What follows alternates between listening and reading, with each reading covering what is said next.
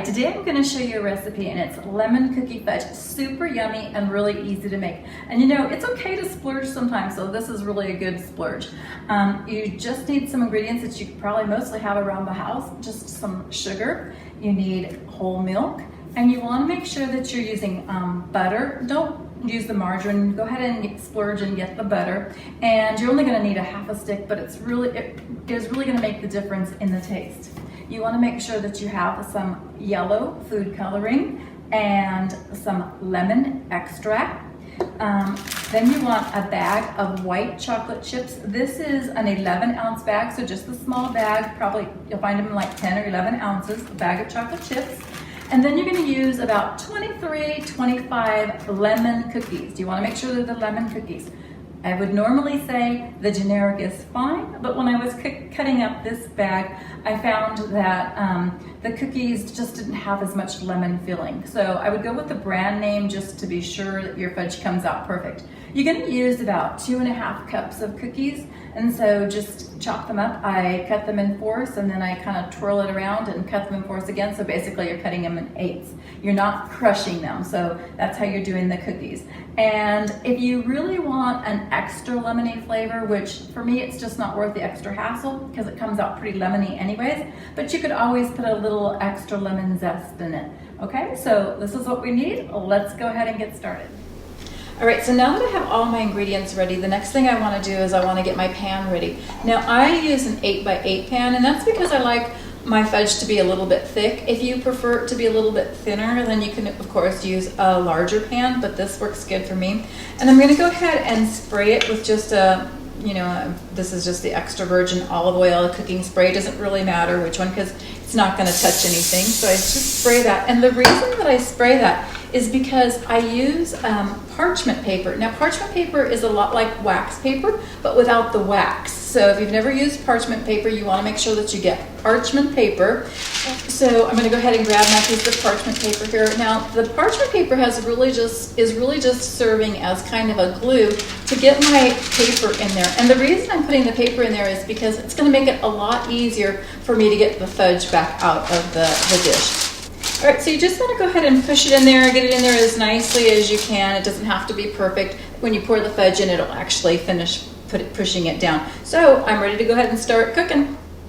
All right, so we're ready to go ahead and add the ingredients to a pot that I have here. I'm going to go ahead and add 1.5 cups of sugar, and I'll list the ingredients in the description box below, but 1.5 cups of sugar. And we're going to need 2/3 cup of milk, 1/2 stick of butter, and that's 1/4 cup, 1/2 stick of butter, and about 3 drops of yellow food coloring. 1, 2, 3, that should be good. I'm going to go ahead and turn my stove up to a medium-high heat, mix everything together, and then I want to go ahead and bring this to a boil. I'm still waiting for it to come to a boil. It's been a few minutes still, and I'm just waiting on that. Almost there. All right, so it's starting to come to a boil now. It's taken almost 5 minutes, but it's starting to come to a boil, and I'm going to go ahead and let it boil without stirring for 5 minutes. It's been 5 minutes now, so I'm going to go ahead and turn off the stove and move it off.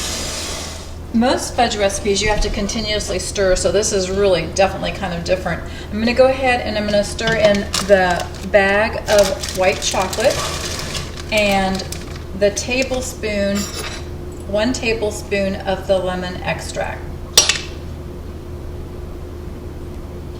Okay. All right, and then I'm going to go ahead and stir it all up really well. Want to make sure that it's nice and smooth. Smells really good. Very lemony. Woo. When I have it all blended up, I'm going to go ahead and fold in the 2 cups of lemon cookies. The extra 1/2 cup, that cup I'm going to use for the topping. So just want to make sure that I get it all blended up. It looks really good. Okay, I'm going to go ahead and just fold in those 2 cups of cookies. Don't want to crush them, you just want to fold them up in there, but make sure that they're blended well. Okay, that's looking good, and we're going to go ahead and pour it into the dish. Now, for this part, I always have some extra hands to help because the pan gets a little bit heavy. So I'm going to go ahead and pour that right in. Ooh, just kind of flopped right in there, so that was good. And then just go ahead and spread it around. It's already setting pretty well.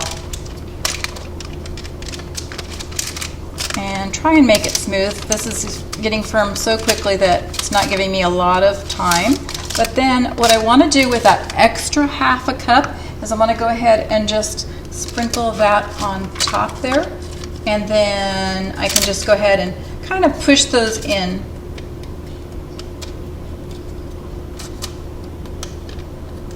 And now it's ready to go in the refrigerator. I'll actually let it go in the refrigerator for about 2 or 3 hours. It looks like it's setting really quickly. So 2 to 3 hours, I want to make sure that it's firm enough so that when I cut into it, I can actually cut into squares.